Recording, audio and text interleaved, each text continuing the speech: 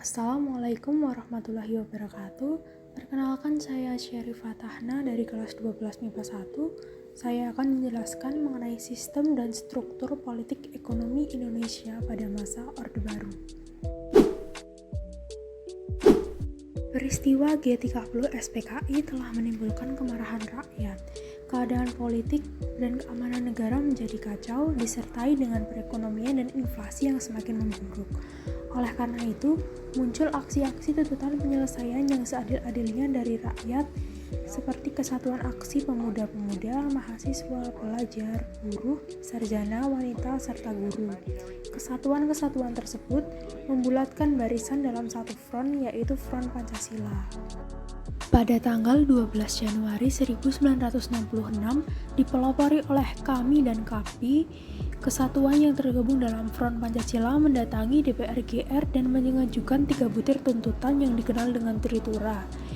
Isinya adalah pembubaran PKI beserta organisasi massanya, pembersihan Kabinet Wikora dari unsur PKI, serta penurunan harga-harga barang.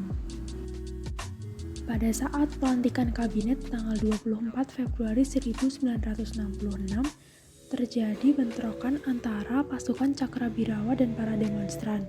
Keesokan harinya, tanggal 25 Februari 1966, Presiden Soekarno membubarkan KAMI. Keputusan tersebut dibalas oleh mahasiswa Bandung dengan mengeluarkan Ikrar Keadilan dan Kebenaran yang memprotes pembubaran KAMI dan mengajak rakyat untuk meneruskan perjuangan. Presiden Soekarno kemudian mengadakan pertemuan pada tanggal 10 Maret 1966 yang dihadiri oleh berbagai partai politik. Dalam pertemuan tersebut, Presiden Soekarno menyatakan pendapatnya dan menekankan agar partai-partai politik serta berbagai organisasi massa yang hadir menolak dan mengecam aksi demonstrasi mahasiswa dengan tuntutan Trituranya. Pertemuan tersebut berakhir dengan deadlock karena keinginan Presiden Soekarno berseberangan dengan permintaan Front Pancasila, terutama mengenai pembubaran PKI. Pada tanggal 11 Maret 1966 digelar sidang paripurna. Di tengah-tengah pidatonya, Presiden Soekarno diberitahu oleh Komandan Cakrabirawa Brigjen Sabur bahwa ada konsentrasi pasukan tidak dikenal yang berada di luar istana. Oleh karena itu, sidang kemudian ditunda dan Soekarno kemudian pergi ke Istana Bogor. Selanjutnya, Maijen Basuki Rahmat, Brigjen Amir Mahmud, dan Brigjen Muhammad Yusuf melaporkan keadaan kepada Soeharto. Setelah menerima pesan dari Soeharto, ketiganya menyusul Soekarno di Istana Bogor. Dalam pertemuan tersebut, Soekarno memerintahkan kepada ketiga perwira tinggi Angkatan Darat bersama dengan Brigjen Sabur merancang sebuah konsep surat perintah, yaitu Surat Perintah 11 Maret atau Super Semar. Super Semar memerintah kepada Letjen Soeharto agar mengambil tindakan yang dianggap perlu untuk menjamin keamanan, ketenangan, dan kestabilan jalannya pemerintahan, serta menjamin keselamatan pribadi dan kewibawaan Presiden atau Panglima tertinggi atau pemimpin besar revolusi atau mandataris MPR demi keutuhan bangsa dan negara Republik Indonesia. Tindakan pertama yang dilakukan Soeharto adalah membubarkan dan melarang PKI beserta organisasi massanya yang bernaung di Indonesia terhitung sejak tanggal 12 Maret 1966. Pada tanggal 18 Maret 1966, Letjen Soeharto mengamankan 15 orang menteri yang dinilai tersangkut dalam G30 SPKI dan diragukan etika baiknya. Pada tanggal 27 Maret 1966, Letjen Soeharto membentuk Kabinet Wikora yang disempurnakan untuk menjalankan pemerintahan dengan tokoh-tokoh yang tidak terlibat dalam G30 SPKI. Membersihkan lembaga legislatif yang dimulai dari tokoh-tokoh pimpinan MPRS dan DPR GR yang diduga terlibat G30 SPKI, dan yang terakhir adalah memisahkan jabatan pimpinan DPR GR dengan jabatan eksekutif sehingga pimpinan DPR GR tidak lagi diberi kedudukan sebagai menteri. Memasuki tahun 1966, muncul dualisme kepemimpinan nasional, yaitu Soekarno sebagai pimpinan pemerintahan dan Soeharto sebagai pelaksana pemerintahan. Dalam sidang MPRS 22 Juni 1966, Presiden Soekarno menyampaikan pidato Nawaksara. Namun, hal tersebut tidak memuaskan anggota MPRS. Kemudian, pada 10 Januari 1967, Presiden Soekarno menyampaikan surat kepada pimpinan MPRS yang berisi pelengkap Nawaksara yang disebut Pel Nawaksara.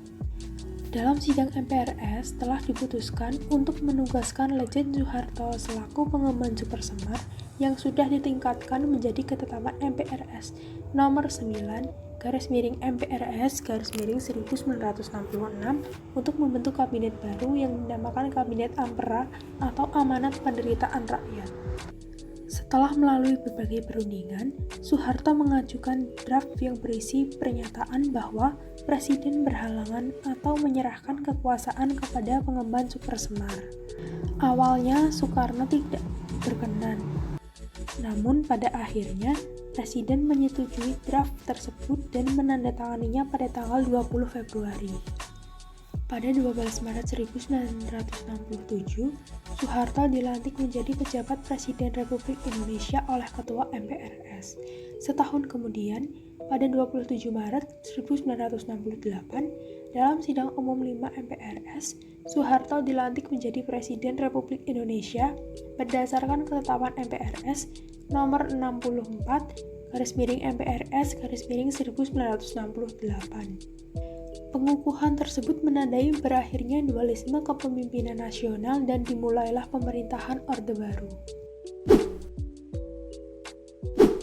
Langkah pertama yang dilakukan pemerintah adalah membentuk Kabinet Pembangunan I pada 6 Juni 1968 dengan program kerja yang disebut Pancakrida. Pada masa ini juga dilakukan penyederhanaan partai yang direalisasikan pada sidang umum MPR tahun 1973. Nahdlatul Ulama, Partai Muslimin Indonesia, PI Perti, dan Partai Syariat Islam Indonesia bergabung dalam PPP. Partai Nasional Indonesia, Partai Katolik, Partai Kristen Indonesia, dan Partai Murba bergabung dalam PDI. Selain itu, ada pula kelompok Golkar yang semula bernama Sekber Golkar.